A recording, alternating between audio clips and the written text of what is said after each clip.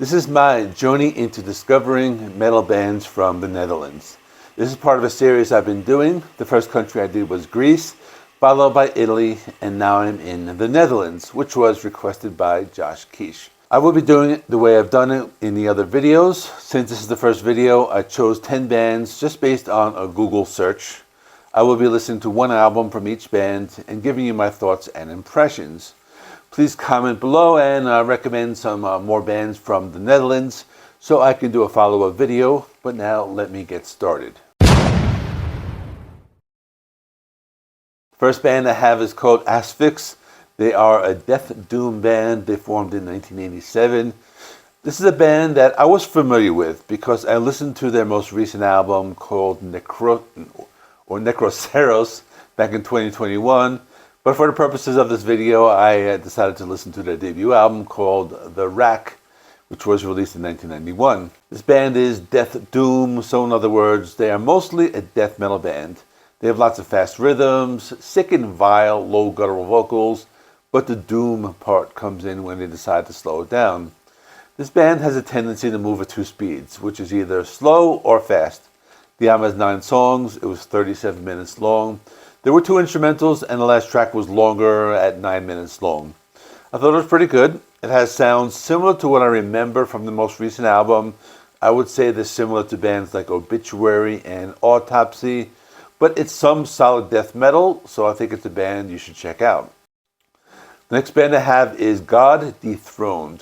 They are a black into death metal band. They've been active since 1991. I had only listened to the most recent album, The Judas Paradox, and it was ranked pretty high on my end of the year list. So I decided to listen to the album The World Ablaze from 2017, only because it's about World War I, and that's something that interests me. This is also one of those bands that's hard to define. I find their music is very melodic, but also has elements of black metal and death metal. The album was 41 minutes long and had 2 instrumentals. The music sounded like death metal at times, maybe similar to a band like Bolt Thrower. They used deep guttural vocals, but you can understand the lyrics. There were moments where the songs were very fast-paced, other times they slowed down a bit. This album had lots of cool guitar riffs and some very dark and ominous tones that were in line with the war-themed concept of the album. It's another band that I think is very good. The next band I have is Pestilence. This is probably the most well-known band I have on my list. They are a death metal / thrash metal band, and I was familiar with a few of their albums. For example, I knew their album Consuming Impulse from 1989. I listened to their most recent one called Levels of Perception, even though that was more of a compilation album. And I knew their album Exotism from 2021. I decided to listen to their debut album called Malevis Maleficarum. I'm probably mispronouncing that, but they kind of have a tendency to spell things with V's instead of U's. But that was from 1988. I had never listened to it before. I would say it's more of a thrash album in terms of the guitar riffs, but it's thrash on a more extreme side. Maybe something like early Creator, as the songs are very fast and aggressive.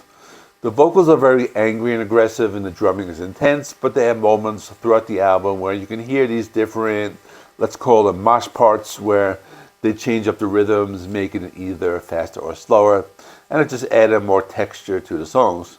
There are other moments where they sound like pure death metal with a fast, aggressive, and technical guitar riffs. Some songs also have more prominent bass guitar, so this is definitely a band you should check out. The next band I have is called Sinister. They are another death metal band. They formed in 1988. I listened to their debut album called Cross the Sticks. This was some straightforward old school death metal. They reminded me of a band like Cannibal Corpse or Morbid Angel. There were lots of low guttural vocals and classic death metal guitar riffs. The songs had moments of intense blast beats as well as some blazing lead guitar playing. This is a band for someone who's looking for some meat and potatoes death metal. The album had 12 tracks. It was 39 minutes long. There were 2 bookended instrumentals. The rest of the songs were in the 3-minute range. The lyrics were centered around dark and occult themes, something similar to what Morbid Angel would write about. I thought this band was very good. I liked the drumming. There was a lot of variation throughout the songs. I also liked the pacing of the songs as they moved at various speeds. but they never spend too much time at one particular velocity. So you never feel like the song is too slow or they're just interested in breaking the speed limit. Overall, I recommend them if you're into old school death metal. Next band I have is called Ayreon. This is a progressive metal band started by a Dutch musician named Arjen Lucassen, who played in a heavy metal band called Vengeance. He decided to start a band called Ayreon, consisting of himself and a drummer. I listened to the latest album, Transitus. This is a double album, and it's in the form of a concept album and a rock opera. It was very long. It had 27 songs, a runtime of 81 minutes. The album was filled with big and operatic songs. Sounds like something you would hear in a rock opera. There are big keyboards, vocal choirs, everything is over the top. This might be considered more of a rock album, but there are some heavier moments. The best part of the album is the inclusion of various guest vocalists. A few songs feature Simone Simons from Epica, another Dutch band, which I don't cover in this video, but definitely worth it. And there are a few songs with Cami Beverly from Oceans of Slumber. There are appearances by Joe Satriani and Dee Snider. It can be a little cheesy at times. There are times they have these short spoken word interludes that tell a story, but everything else is very big and epic. I liked it better than I thought it would. I was almost turned away by the length of the album, but it was worth sitting through the entire thing. It's just very good, but it's very over the top. Next, I have Gorefest. This is a death metal band, but they're also listed as death and roll in their later period. So I listened to their most recent and supposedly their last album called Rise to Ruin from 2007. So this band, they split up, but they formed in 1989. They took a 6-year break starting in the late 90s, but then they reformed for a few years before breaking up again. To me, it sounded like modern death metal. I read some of the reviews. It said they went back to their old school sound on their last album, but added a little more melody. I found the album to be filled with death metal guitar riffs and angry vocals. There were also moments when they took the time out of a song to focus on a melodic guitar solo. I guess to me, they reminded me of bands like Job for a Cowboy or the Black Dahlia Murder, but this might also be the sound of this particular album. I also like the fact that they use different tempos. It's not just super fast-paced songs. Some of the songs are actually more melodic. I thought it was not too bad, so I'm interested in revisiting this band. The next band I have is called Orphanage.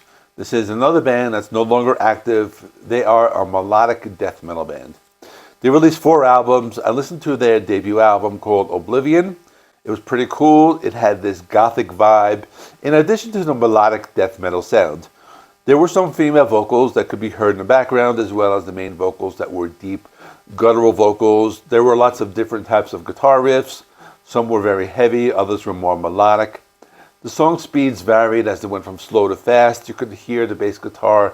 It was mixed kind of low. They do these weird chanting vocals at times, but it makes the music sound original. As for the lyrics, there's a song about a serial killer, as well as some songs inspired by Lovecraft. The band is pretty cool. They're somewhere in the middle between a gothic metal band and a melodic death metal band. So it was something that stood out amongst all the other bands I talked about today. The next band I have is called Kingfisher Sky. They are a progressive and symphonic metal band that's been active since 2005. I listened to their most recent album, Feeding the Wolves, that was released on November 8th, 2024. So not too long ago. The band has both male and female vocals. They use different folk instruments, such as various wind instruments. The music has lots of orchestration and layers of vocals. At first, it didn't sound like a metal band. It sounded more like rock. But there are moments where they get a little heavy. There are times they sound like a melodic rock band as well. Some songs have a theatrical quality with big vocals and Middle Eastern sounds. There was a lot of music here. A lot of it sounded like regional folk music. It was not too bad. It's not for someone looking for extreme metal music, but it's a change of pace considering that there was a lot of death metal on this list so far. The next band I have is After Forever. They are a symphonic metal band. They have been active since 1997. They took a long hiatus, but it says they reformed in 2024. I listened to the last studio album, which was their self-titled. The band reminded me of Epica. It has that big operatic female vocals, as well as the lower death growls of the male vocals. There are lots of big symphonic elements as well as heavy guitar riffs. The album has 12 tracks. Most of the songs were fairly short, but there was one 11-minute epic. They also use electronic sounds at times and lots of keyboards. I like the fact that some of the songs are happy and upbeat, others are darker with heavier sounds, some songs going into extreme death metal territory. Sounded like something like Septic Flesh. The album had a nice variety. I thought it was a cool band. I think if I gave their albums a few repeat listens, I will be able to get into them. I have one more band, and they are called Slechtvalk. They are a Christian, melodic, and epic black metal band. They're part of that unblack metal movement, which falls within the realm of Christian metal. It's a band I had known about before. I had listened to a couple of their songs here and there. They've been active since the year 2000. I listened to their most recent album called At Death's Gate. This was released on October 31st, 2024. Also one I missed when it came out. So otherwise I might have done a full review of it. Basically, it consists of a typical black metal sound with the screams and blast beats, as well as the tremolo picking and the dark and evil sound. Everything you would expect from a black metal band. But they also have a symphonic element that's used in some of the songs. And they also have clean vocals, which kind of reminded me of the band Enslaved. But otherwise, it's a typical black metal band. The production is very good. The musicianship is very good. The only main difference is that their lyrics are based in Christianity. But then again, when you read the lyrics, you can't really tell because it's not like worship music or anything like that. A lot of the lyrics deal with things like death and some Old Testament Bible stories, such as the Plague of Locusts, which is a violent story in it as of itself. But I like the band. It's the type of black metal I can get into. So that's all. Let me know in the comments what are some other metal bands from the Netherlands. If I get a lot of recommendations, I will do a second part, which will be based on your comments. In the meantime, check out some of the other videos of my series, such as videos from both Greece and Italy, which will be all around you right here. Thanks for watching. Please give the video a like. It helps me with the YouTube algorithm. Please subscribe. If you have not already, I do rock and metal reviews, rankings, and more. Thanks for watching. I will see you in the next one.